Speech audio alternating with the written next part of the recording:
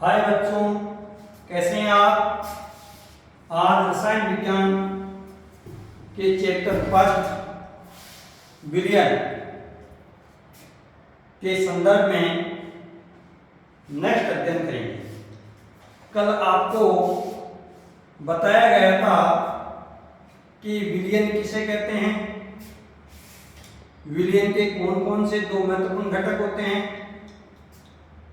और विलयन कितने प्रकार के होते हैं। आपने मेरा वीडियो कल Shivam model senior secondary school YouTube पर देखा होगा, उसे आप बार बार देखिए और समझने की कोशिश कीजिए। आज मैं आपको ये एक्सपेरिमेंट के माध्यम से बताने का प्रयास करूंगा कि विलय क्या है तथा विलायक क्या होता है। देखिए, ये गिलास है, कांच का गिलास, और इस गिलास में ये पानी है। इस पानी में जिसे हम कहते हैं द्रव, और ये मैंने चीनी ले रखी है। ये चीनी ले ली मैंने अपने हाथ में, इतनी सी चीनी है। आप जानते हैं चीनी ठोस है और जो ये जल है, पानी है, ये द्रव है। तो सबसे पहले तो ये देखेंगे जो प्रैक्टिकली द्रव की मात्रा, द्रव की मात्रा गिलास में ज्यादा है, गिलास में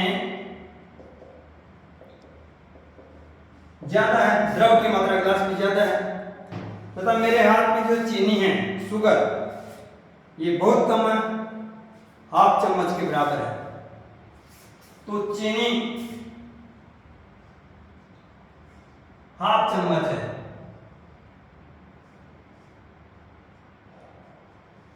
चम्मच है। गिलास 3/4 पोर्शन भरा हुआ है। तो कहने का तात्पर्य हुआ कि पानी की मात्रा चीनी की मात्रा से ज्यादा है, चीनी की मात्रा से ज्यादा है, इसलिए पानी को विलायक कहेंगे, वह चीनी को हम विलय कहेंगे।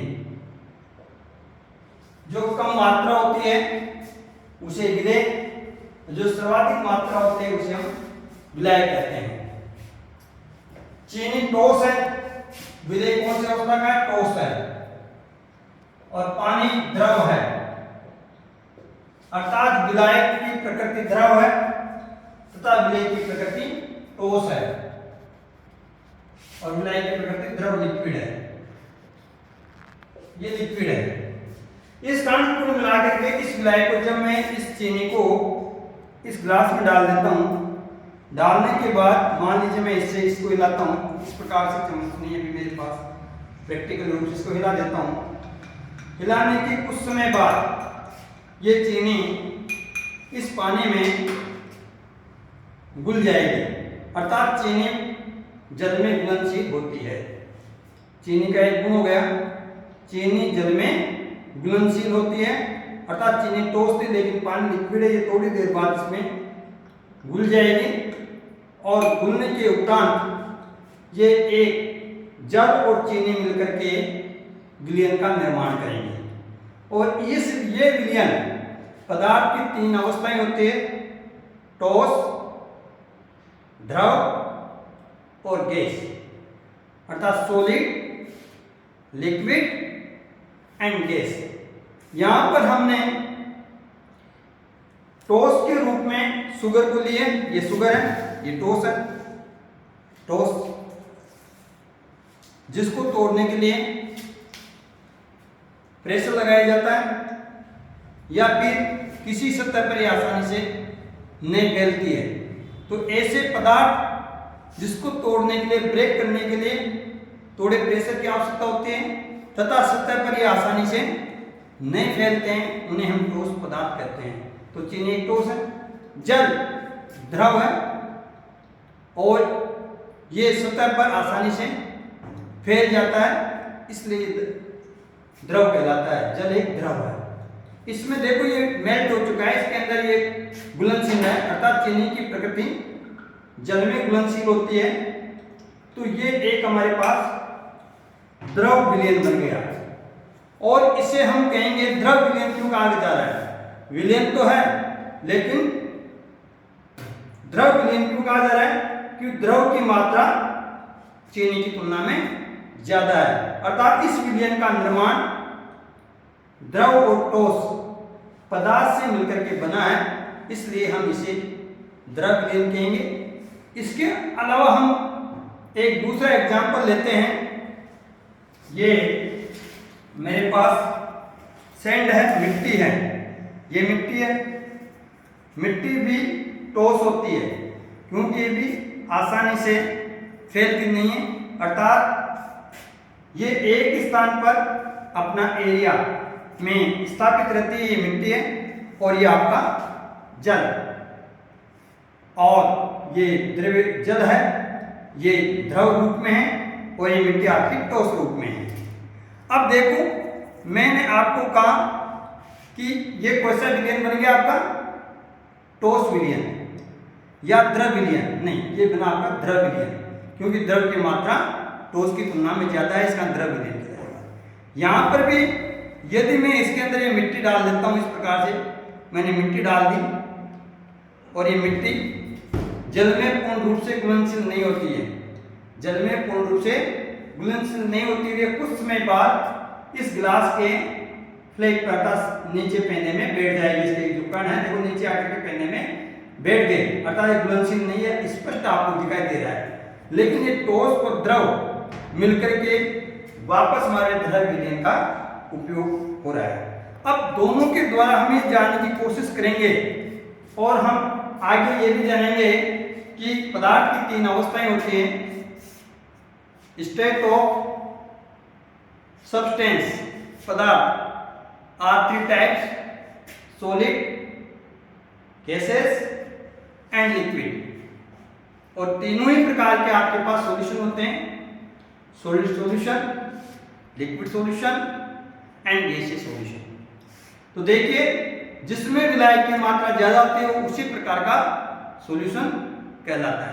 यदि द्रव की मात्रा ज्यादा है तो द्रव सॉल्यूशन कहलाएगा, ठोस की मात्रा ज्यादा है तो हम ठोस सॉल्यूशन कहेंगे, और गैस की मात्रा ज्यादा है तो उसे हम गैसीय सॉल्यूशन कहेंगे या गैसीय विलयन कहेंगे। अब विलयन में के दो गुण होते हैं, विलयन के दो विशेष गुण होते हैं, दो प्रकृति होती है, एक होती है सांद्र और एक होती है तन्य। विलयन की दो निश्चित रूप से दो प्रकृति हैं कि ये जो विलयन है, ये जो सॉल्यूशन है, यह सांद्र है या तनु है। तो देखिए सॉल्यूशन विलयन सांद्र या तनु हो सकता है। यहां हमें समझना होगा कि सांद्र किसे कहते हैं और तनु किसे कहते हैं। तो देखिए सबसे पहले सांद्र, सांद्र का मतलब होता है गाढ़ापन लेना। सांद्र का मतलब होता है कि यदि किसी ठोस पदार्थ में या फिर गैस पदार्थ में या फिर द्रव पदार्थ में किसी विलय की इतनी मात्रा मिला दें, अपेक्षाकृत ज्यादा मिला दें, जिससे कि विलायक गाढ़ा हो जाए, अर्थात विलायक और विलय मिलकर के वो पदार्थ अर्थात वो विलयन गाढ़ा हो जाए, थोड़ा गाढ़ा रूप में दिखाई देने लग जाए, तो हम कहेंगे इस विलयन की प्रकृति सांद्रण है, सांद्र है। तथा यदि विलय जो जल में मिलाया गया है लेकिन वो ज्यों का त्यों है, अर्थात उसमें कोई ज्यादा डिफरेंस नहीं आ रहा है, तो हम कहेंगे इस विलयन की प्रकृति तनु है।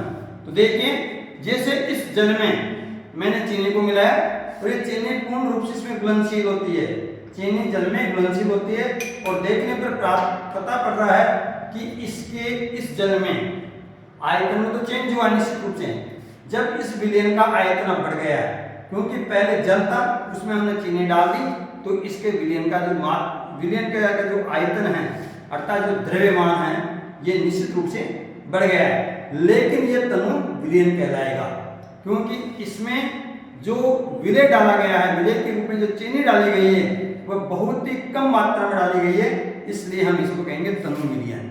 और दूसरा, मैंने ये जो जल के अंदर मैंने ये मिट्टी डाल दी है, ये और मिट्टी डाल देता हूँ, ये और मिट्टी डाल देता हूँ, तो देखो ये जल थोड़ा आपका गाढ़ा हो गया, ये जल बैठ तो जाएगा लेकिन गाढ़ा हो गया। या इससे आप ऐसे भी समझ सकते हैं कि ये टॉस के रूप में मेरे पास मिट्टी है, सैंड है, और मैंने इसके अंदर ये जल डाला।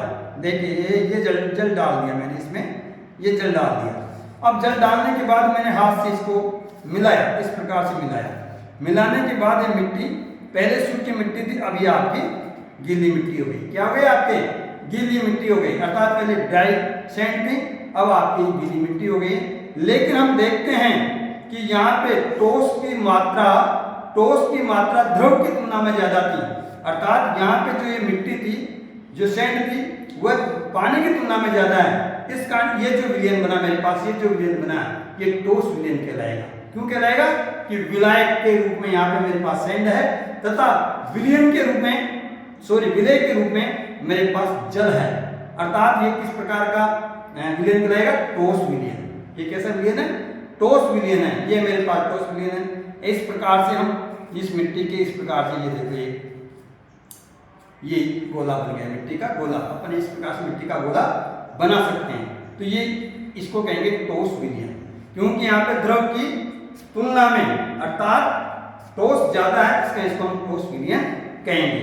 लेकिन इसी प्रकार की गैसेस में होता है। यदि मान लीजिए जल में ऑक्सीजन की मात्रा बहुत कम होती है, इस कारण जल ज्यादा है और ऑक्सीजन कम है, तो हम उस जल के अंदर घुली हुई ऑक्सीजन और उस जल का जो विलयन बना है, जो अकेला अगर चीनी नहीं होते, जल ही होता, तो इसको भी हम क्या बोलते हैं? द्रव विलयन कहते हैं। अर्थात ये इस द्रव विलयन, अकेला जल है, उसमें द्रव विलयन का निर्माण होता है जल और उसमें उपस्थित ऑक्सीजन के द्वारा। तो हमारी को समझ में आना चाहिए कि जो विलयन है उसकी प्रकृति सांद्र या तनु है या नहीं है। सांद्र विलयन कब कहलाएगा? जब विलय की मात्रा अपेक्षाकृत ज्यादा हो। अपेक्षाकृत ज्यादा, जितने हमारे को डालने थी उससे हमने ज्यादा डाल दिया तो कलर चेंज हो जाएगा। कलर, जैसे ये चीनी है और ये चीनी को मैंने इस कप के अंदर पूर्ण रूप से डाल दिया। ये इस प्रकार से मैंने इसके अंदर, इस कप के अंदर, इस गिलास में मैंने चीनी को डाल दिया और जाते ये अब ये लिक्विड है, इसमें चीनी डल गई। अब ये धीरे धीरे घुलनशील होती है, घुल जाएगी, लेकिन इस जल में ये क्या थोड़ा कलर अलग टाइप का आ जाएगा, अतः ये जल क्या हो जाएगा? भारी हो जाएगा। अर्थात जो गाढ़ा, मैंने कहा तनु, डायरेक्ट का मतलब होता पतला या महीन, पतला या महीन।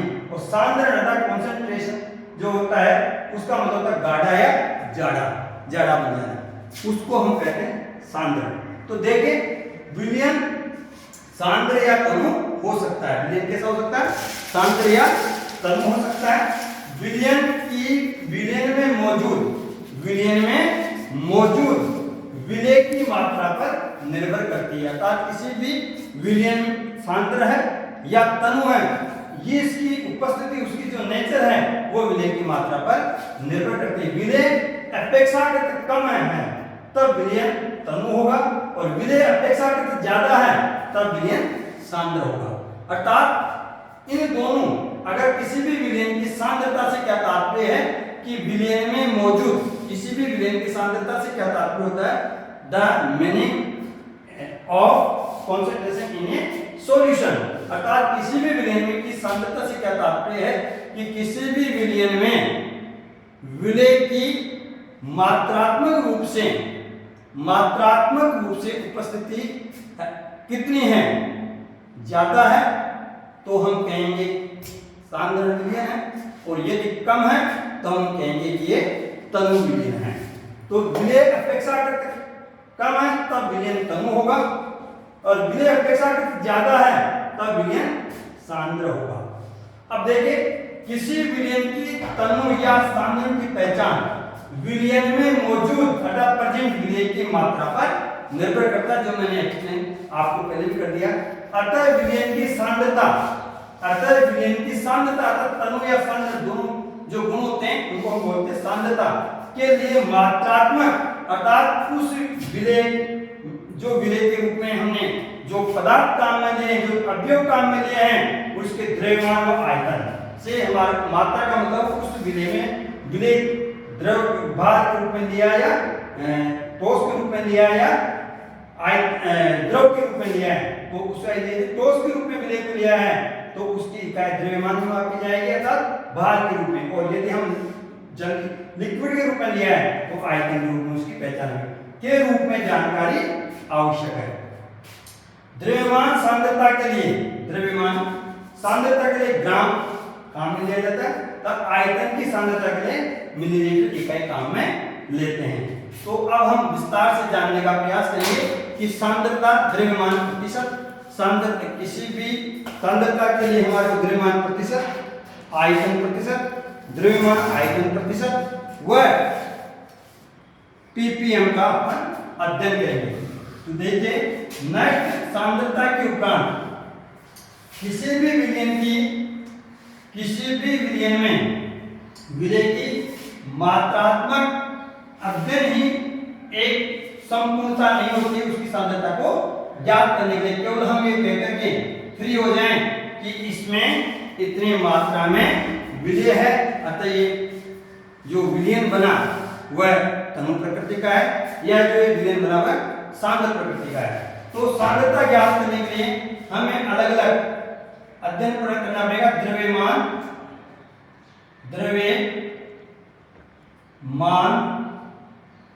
प्रतिशत, सेकंड आयतन प्रतिशत, थर्ड द्रव्यमान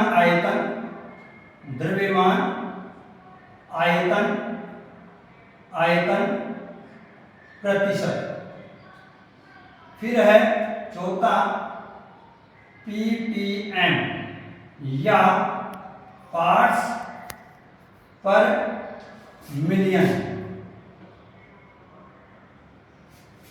इसके संदर्भ में अपन अध्ययन करेंगे।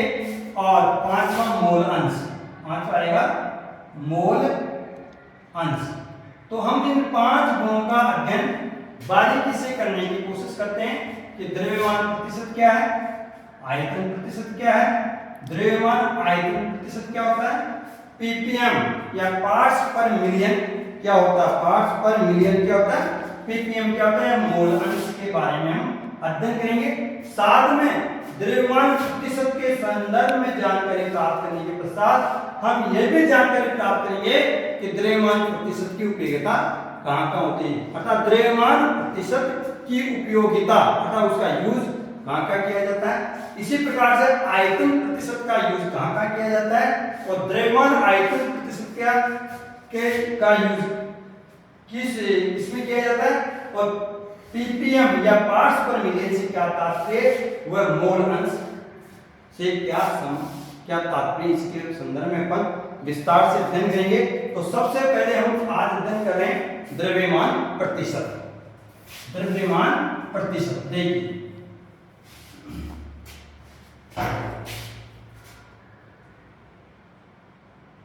द्रव्यमान प्रतिशत, द्रव्यमान प्रतिशत W/W, इसका संकेत होगा W/W का वेट, द्रव्यमान का मतलब भार से। तो द्रव्यमान प्रतिशत क्या होता है, किसी विलयन में उपस्थित विलेय की जो मात्रा, विलेय के अवयव की जो मात्रा उसका द्रव्यमान कितना है बटे विलयन का कुल द्रव्यमान। तो देखें द्रव्यमान प्रतिशत बराबर द्रव्यमान प्रतिशत बराबर विलयन में उपस्थित अवयव का द्रव्यमान बटे विलयन का कुल द्रव्यमान बटे विलयन का कुल द्रव्यमान। इंटू 100 200 में। अब देखो इस फॉर्मूले का मतलब क्या, द्रव्यमान प्रतिशत अर्थात उसमें हम ये पता लगा लेंगे कि किसी भी अवयव का उसमें द्रव्यमान अर्थात उस विलयन में उस अवयव का द्रव्यमान प्रतिशत कितना है। इसमें लिखा विलयन में उपस्थित अवयव का द्रव्यमान बटे विलयन का कुल द्रव्यमान। जैसे मान लीजिए उदाहरण के रूप में यदि एक विलयन का अपन वर्णन करते हैं जिसका करते हैं जल में, उदाहरण एग्जांपल के रूप में जल में 10% ग्लूकोज का द्रव्यमान है, ग्लूकोज का द्रव्यमान है। अर्थात जल में जो मैंने कहा ये जो जल है इसमें मैंने शक्कर डाली, उसका द्रव्यमान कितना था 10 ग्राम। अर्थात ये मैंने शक्कर के रूप में 10 ग्राम शक्कर काम में ली थी। इसमें ये देखो ये शक्कर है, मान लीजिए मैंने 10 ग्राम शक्कर काम में ली, तो उसको मैं क्या कहूंगा कि जल में 10% ग्लूकोज का द्रव्यमान के रूप में काम में लिया जाता है। तब 90% भाग जल का होगा, यदि जल में 10% ग्लूकोज है का द्रव्यमान 90% भाग किसका होगा, जल का होगा। अर्थात विलेय का भाग कितना हो गया, इसमें विलेय 10 ग्राम है, हमने 100 को एक पैमाना मान लिया, तथा विलेय 10 ग्राम है जो ग्लूकोज के रूप में विलेय है, मेरे पास ग्लूकोज के रूप में विलेय है, तथा विलायक के रूप में जल है। विलायक कितना मेरे पास 90 ग्राम है, विलायक कितना हो गया 90 ग्राम अर्थात जल। अगर मैं इन दोनों को जोड़ देता हूं तो विलयन बन जाता है, विलयन अर्थात विलयन का फॉर्मूला हो गया विलायक प्लस विलेय मिलकर के मेरे पास विलयन बनेगा। अर्थात जो मेरे पास इस गिलास के रूप में जो विलयन प्राप्त हुआ, यदि इसके टोटल क्वांटिटी देख लूं मैं, विलयन की कुल मात्रा हो गई, विलायक कितना मेरे पास 90 ग्राम और विलेय कितना मेरे पास 10 ग्राम, अर्थात दोनों को जोड़ने पर 100 ग्राम। अर्थात मेरे पास इस विलयन का जो कुल द्रव्यमान है वह 100 ग्राम है। विलयन का कुल द्रव्यमान कितना मेरे पास 100 ग्राम है। तो इसी प्रकार से इनका प्रतिशत निकाले, द्रव्यमान प्रतिशत होता है विलयन में उपस्थित अवयव का प्रतिशत। मान लीजिए मुझे ग्लूकोज का प्रतिशत निकालना है, किसका निकालना है, ग्लूकोज का प्रतिशत निकालना है, तो 10/100 गुना 100 अपन इसको कर देंगे, तब जाकर के मेरे पास इसका प्रतिशत निकलेगा। इसी प्रकार से अब इसका उपयोग क्या किया जाए, द्रव्यमान प्रतिशत का उपयोग कहां किया जाता है, इसे भी हम विस्तार से समझेंगे। तो देखो व्यावसायिक ब्लीचिंग विलयन में, रासायनिक उद्योगों के अनुप्रयोग में, पहला तो रासायनिक उद्योग में, एक तो रासायनिक उद्योग में, दूसरा रासायनिक उद्योग में किया जाता है जो व्यावसायिक ब्लीचिंग विलयन, रासायनिक उद्योग में बनाए जाने वाला ब्लीचिंग पाउडर ये इसका सबसे बड़ा उदाहरण होगा।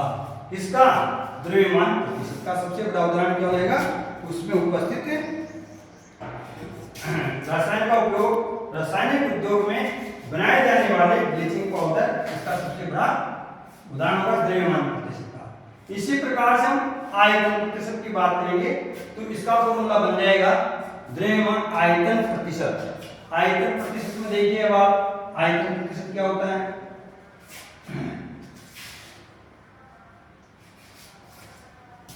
आयतन प्रतिशत विलयन का, ये जो भी किसका निकाल रहे अपन, विलयन का आयतन प्रतिशत, अर्थात विलयन का आयतन प्रतिशत बराबर विलयन में मौजूद अवयव का आयतन बटे विलयन का कुल आयतन गुना 100, इसे हम आयतन प्रतिशत करते हैं। अर्थात आयतन आयतन प्रतिशत, और इसे हम शो करते हैं V/BC। तो किसी भी विलयन का आयतन प्रतिशत के लिए क्या फॉर्मूला होता है? विलयन में मौजूद अवयव का आयतन बटे विलयन का कुल आयतन गुणा 100। अब इसका भी हमें उपयोग करना चाहिए कि आयतन प्रतिशत का उपयोग कहाँ किया जाता है। तो देखो आयतन प्रतिशत का उपयोग किया जाता है। आयतन प्रतिशत का उपयोग मुख्यतः किया जाता है द्रव्य विलयन में। द्रव्य विलयनों में सबसे पहले एथिलीन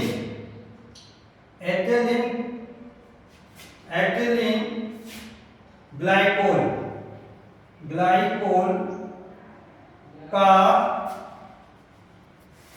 उपयोग वाहन के इंजन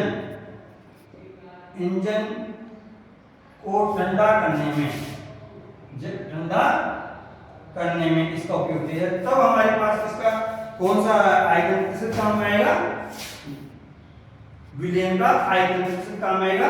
एथिलीन ग्लाइकोल का उपयोग वाहन के इंजन को ठंडा करने में किया जाता है। एथिलीन में का जो ग्लाइकोल का जो विलयन होता है उसको हम वाहन के इंजन में उपयोग में लेते हैं, जिससे कि वह शीघ्र ठंडा हो जाए। बाकी हम कल विस्तार से और जानने का प्रयास करेंगे। धन्यवाद।